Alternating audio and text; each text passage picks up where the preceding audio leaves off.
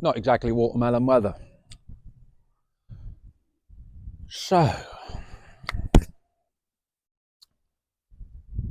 I figure life is, I just think we're all here to do something like epic.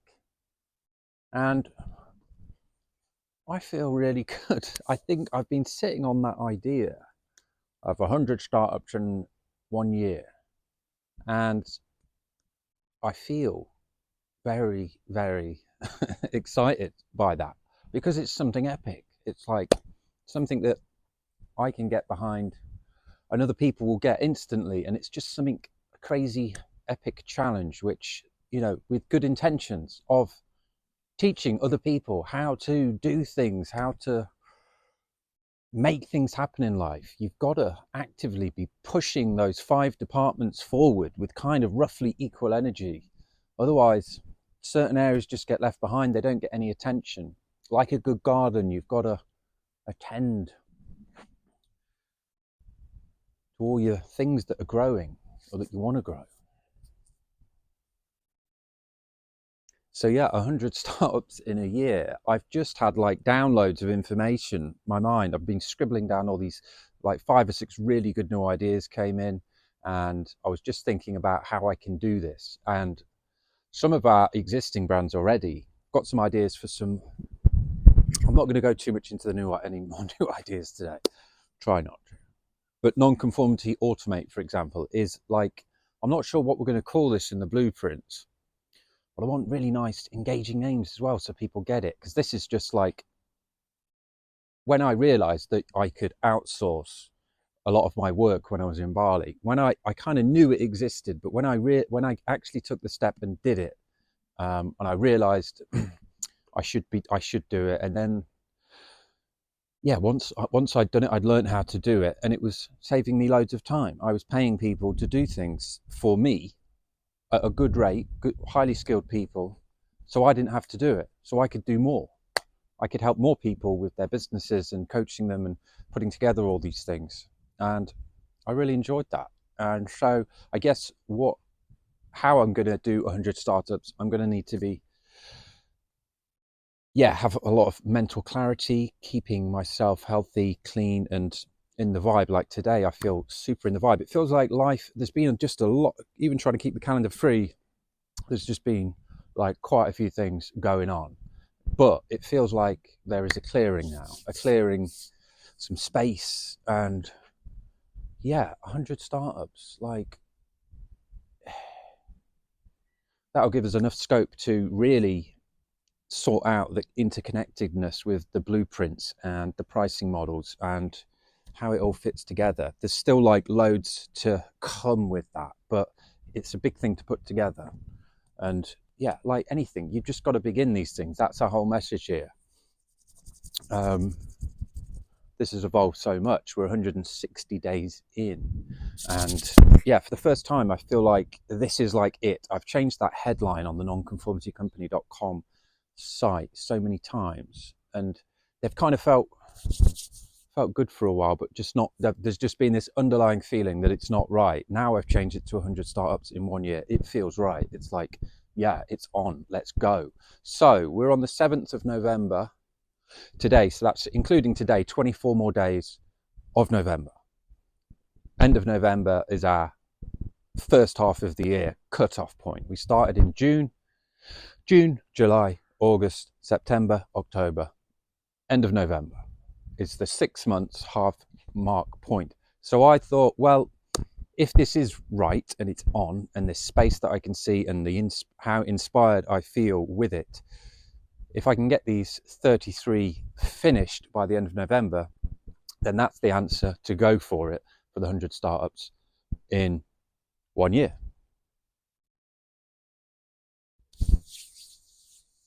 So I'm going to go for it. And we're going to see what happens.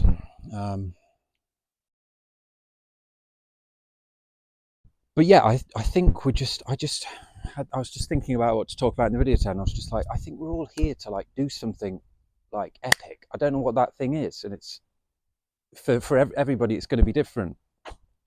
might necessarily be business. It could be anything in life, any of those things. But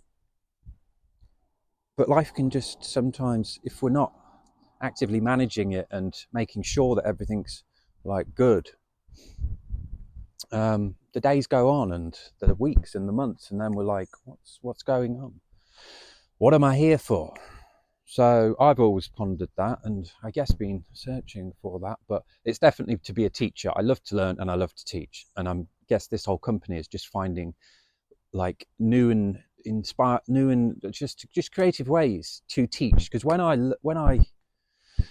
got that realization, when I'd outsourced, I was like, that's something I've done. I've pushed myself in this area. I've learned how to do it. I've gone and done it, and now it's like an upgrade. I've upgraded my life because now I can do that thing. So that's what I'm trying with non-conformity automate. We're just trying to give you a life upgrade there, force you to find a task or like a few tasks that you do every week and go and outsource it. Even if the point, you don't need it, you might not need it, but the point is, once you get started, once you've done this, you've got an Upwork account, you'll have worked out how that system works. I mean, it's very user friendly, but you've just got to go and do it. And then that's something that you've upgraded your life with. And that's what a lot of the startups that we're doing are about. It's if you can help people upgrade their life for free, then off the back of that, there's millions of other things that you can then do. But you need to have some people to be able to talk to see what the first thing that you've kind of helped them with, or given some education or products or tools or wisdom, life upgrade, any of these things, then you can speak to them and see what you need to build after that. And it's only by starting that the wheels start to turn. So if you just get that first step done, then things can begin to start to roll and to gain momentum. And yeah, so yeah, there's just millions of different businesses that you can do. Like you are, if you're really struggling to start, I think the best thing to do is just something that you want to learn. You might know a little bit about, you might be interested about, you might be like, oh, I wish I had time to like get into that thing. That thing looks interesting. Whatever it is, whatever that thing is, start a channel, videos, a website, and just start to teach that thing. Just start to teach people and help people understand that thing. And then you'll build some people around you, and you'll be like, okay, this is interesting. You'll be able to have some interesting conversations and be like, what are these guys about? What are they into? What do they need? What are their pain points? What's going on? That will then give you the next stages. It's about not having the whole end in sight. It's about beginning and enjoying the journey and working it out as you go and evolving as you go, because you never want to get it to the point where you stop anyway. It should always be evolving. Otherwise, it's not going to be any fun, is it? A business where you just, buying and selling barbecues, like if that's all you do, then that's all you're doing. It's just numbers. And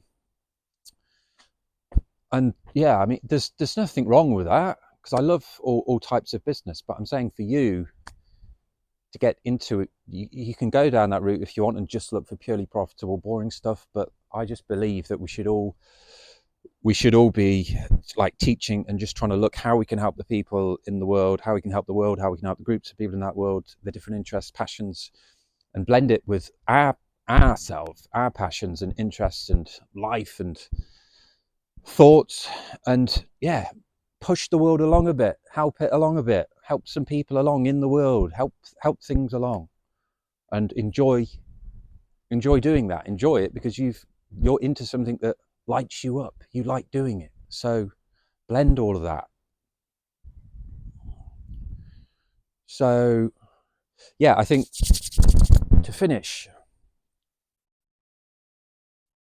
yeah, I'm going to just get really savvy in building this piece rate outsourcing system. So I think if I can just talk to one person that's around me, I've got trust, and we can communicate, then I can then teach them how to then outsource, and then we'll teach those people how to outsource. So they'll all be building a little, I don't know, pyramid shaped kind of outsourcing, and then we're not relying on, it's a bit of a different way for, instead of like the marketing department, the sales department and all of that, just do this like piece rate outsourcing, and then you can have 2 or 3 people that are able to do any one role, and then you can form little teams for special projects and mix it all about. Again, a bit more interesting depending on the people and the skills and what's needed. You can mix and match and have crossovers, and just ensure that no one, what you don't want when you're building teams, and this is what there's quite a lot that I've learned about this, so I'm trying to channel that into this as well. And it's, you don't want to have one person in a role where if they left, things stop running in that department. You want to make all of the functions of the business and the areas like run with multiple different people that can all switch around. This is what I'm thinking. Maybe there's a room for another coining a term or a new business, I don't know. Well, we'll be teaching it as we're evolving it and working it out. But yeah, that's what you don't want, because then if you have a person with too much power, it can affect the dynamics, and it just isn't efficient, because you don't want to be spending your time worrying about losing a person, or then losing a person and having to upskill and train somebody else. I'm going to have it where it's all blended, where that never happens, and then it should be all equal, and we'll give everybody a share of the company as well. So it's just simple. I do believe people need a taste, because then you're going to get more longer term people staying, because they've got a share. So all of their efforts now are going to mean more in the future. It just makes complete sense, doesn't it? And so that's going to be exciting to explore. And I guess that's how I'm going to do 100 startups. I'm going to build along this outsource piece rate. So it's the automation, semi-automation, and outsourcing. They're the 3 things. And a lot of these things can't be fully automated. So anything that can't be fully automated will look to be either semi-automated or outsourced. And then what you can have is the semi-automations. It might need a few manual steps in some of the processes. You can have the outsourced team then manage that, and have somebody, maybe one at the top. I don't know. We'll see. So yeah, we're going to go for it. The birds agree. It's cup of tea time. Ciao.